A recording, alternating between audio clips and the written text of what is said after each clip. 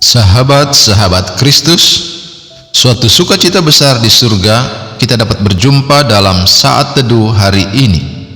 Bagian Alkitab yang akan menjadi bacaan kita terambil dari kitab Amsal pasal 28 ayat 1-7 yang berbunyi demikian. Amsal pasal 24. Jangan iri kepada orang jahat, jangan ingin bergaul dengan mereka, karena hati mereka memikirkan penindasan, dan bibir mereka membicarakan bencana. Dengan hikmat rumah didirikan, dengan kepandaian itu ditegakkan, dan dengan pengertian kamar-kamar diisi, dengan bermacam-macam harta benda yang berharga dan menarik. Orang yang bijak lebih berwibawa daripada orang kuat, juga orang yang berpengetahuan daripada orang yang tegap kuat. Karena hanya dengan perencanaan engkau dapat berperang, dan kemenangan tergantung pada penasihat yang banyak. Hikmat terlalu tinggi bagi orang bodoh. Ia tidak membuka mulutnya di pintu gerbang. Sahabat-sahabat Kristus, ayat hafalan yang akan menjadi perenungan khusus kita hari ini terambil dari kitab Amsal pasal 24 ayat 6 yang berbunyi, "Karena hanya dengan perencanaan engkau dapat berperang, dan kemenangan tergantung pada penasihat yang banyak." Sahabat-sahabat Kristus, kita akan merenungkan nats ini di bawah tema Mari Berencana. Sahabat-sahabat Kristus, gerusa-gerusu adalah ungkapan dalam bahasa Jawa yang menggambarkan seseorang yang bertindak tanpa pertimbangan matang, serba terburu-buru, bertindak seketika.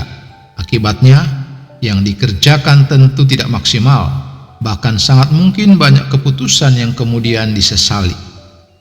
Sahabat-sahabat Kristus, Salomo menasihati kita dengan sebuah analogi militer. Hanya dengan perencanaan engkau dapat berperang, ayat 6 bacaan kita. Tentara yang banyak tidak cukup, perlu perhitungan yang matang untuk mengarahkan mereka.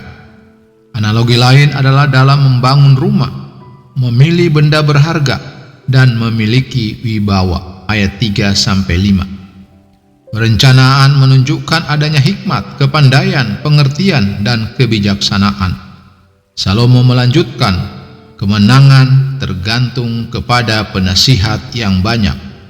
Banyak mendengar nasihat akan memampukan seseorang membuat sebuah rencana yang baik dan matang.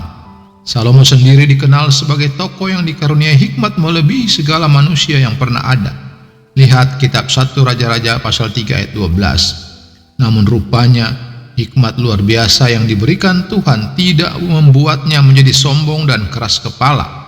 Sebaliknya, hikmat memberikannya kesadaran dan kerendahan hati untuk mendengar banyak nasihat. Sahabat-sahabat Kristus, bagaimana dengan kita? Apakah kita hidup dengan semangat gerusa-gerusu atau penuh perencanaan? Jangan biarkan hidup berlalu sia-sia karena kita lalai atau malas berencana. Rencana lahir dari hikmat, dan hikmat berasal dari takut akan Tuhan.